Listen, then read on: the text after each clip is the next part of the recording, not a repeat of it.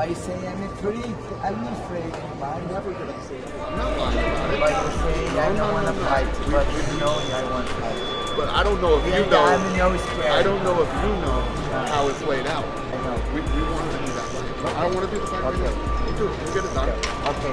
And listen, everyone here is First of all, I don't have this horrible relationship with Cyborg. You know, things were said before she came into the UFC, but I think we've covered that, and her and I have put that type of stuff behind us. But the stuff that's being said now, I was in the gym yesterday, and Outside the Lines story was absolutely ridiculous, completely taken out of context. In context, the way that everything happened in the old days with Cyborg, this started in 2012 when she tested positive for using steroids by the California State Athletic Commission. In 2014, Cyborg did an interview with Kevin Iole where she admitted to cheating and taking steroids.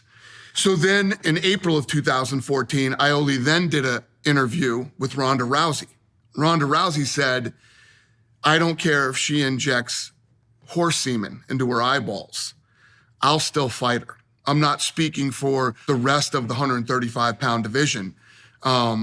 You know, I'm just speaking for myself. Then Ronda said, that woman has taken so many drugs that she's not a woman anymore, she's an it. So then once she said that, I was doing a media scrum after a fight. Again, this is in 2014. And I was asked about Ronda's comments, about what Ronda had said about Cyborg. You know, the media was asking me if I thought it was insensitive and wanted me to, you know, comment on it. And I said, listen, this is the fight business. You know, mean things are said. Ronda and Cyborg had been going back and forth saying a lot of things about each other. And the fact of the matter was that Cyborg did cheat and she did take steroids. She took the same performance-enhancing drug that Ben Johnson won the Olympics with, okay? It's a very dangerous steroid that she was on. And you're talking about a time when we were trying to clean up the sport. Then the comment, you know, they were asking me about Cyborg, and I said to the media, guys, did you see her at the MMA Awards? Did you not think she was on steroids? You know, she got up to get her award, and she walks up the stairs, and I was saying that she looked like Vanderlei Silva in a dress. What I meant was she had the same physique as Vanderlei Silva.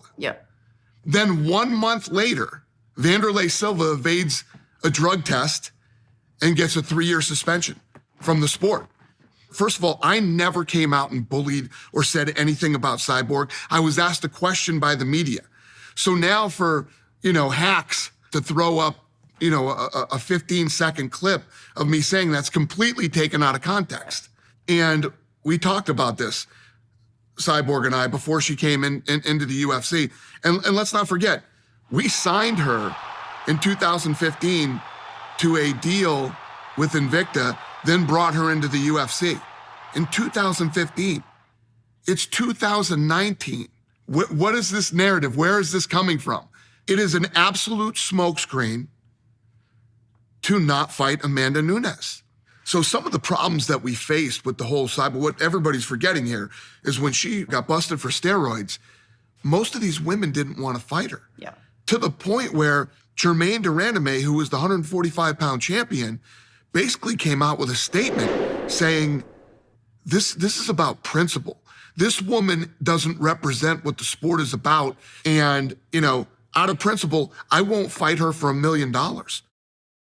So these are some of the internal things that we were facing bringing in an athlete like Cyborg. But you did it anyway. You took a chance on her and supported her career in Invicta. We brought her in and we're considering a possible matchup with Ronda Rousey. You know, we bring in whoever is perceived to be the best. And while Cyborg was here, we signed her in 2015, it's 2019. She was drug tested many, many times while she was here. So, you know, we made sure she was a clean athlete, you know, performing against other clean athletes so that the playing field was completely level. But even though that was the case, you still had women like Germaine that out of principle refused to fight her.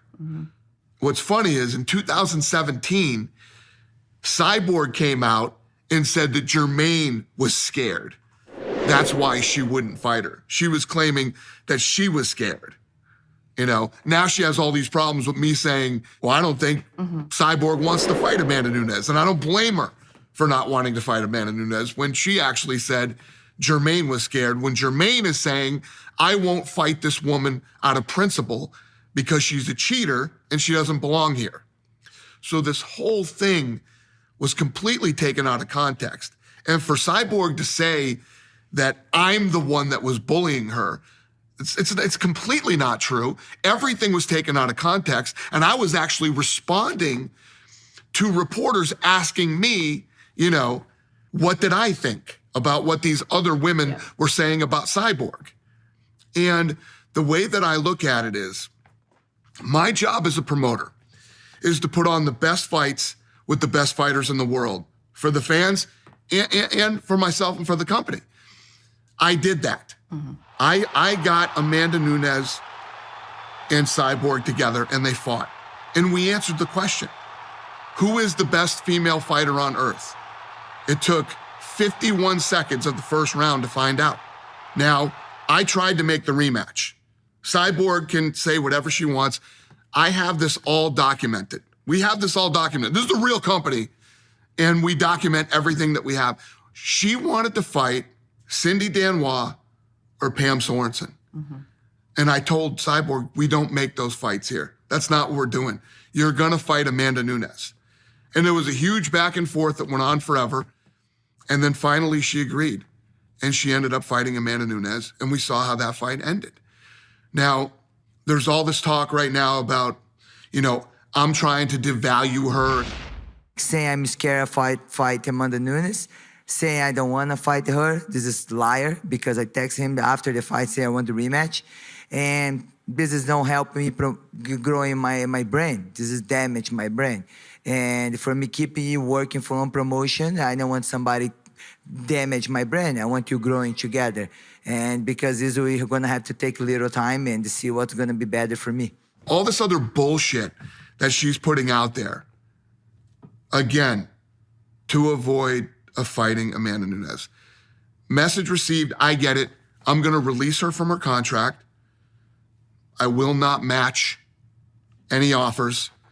She is free and clear to go to Bellator or any of these other organizations and fight these easy fights that she wants. Done. Done deal. I will literally today have my lawyer draft a letter to her team that she is free and clear to go wherever she wants. We're out of the Cyborg business.